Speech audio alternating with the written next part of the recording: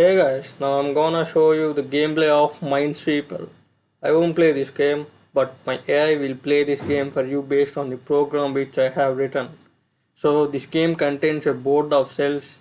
It contains some number of mines. So we have to flag all those mines. If we click on the safest cell, a number will be revealed. That number represents number of mines in the neighbor cells. So if we click on the cell which contains a mine, it gonna blast like anything. So let us run the program.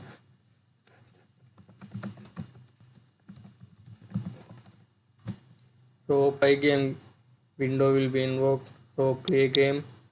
So I'm gonna AI move.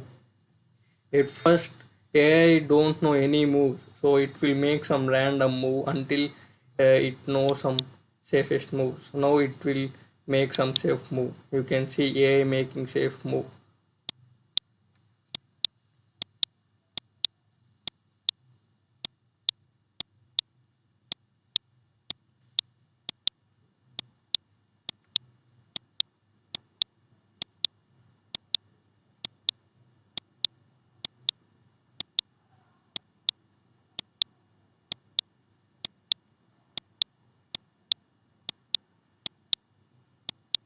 I'm clicking on AI move.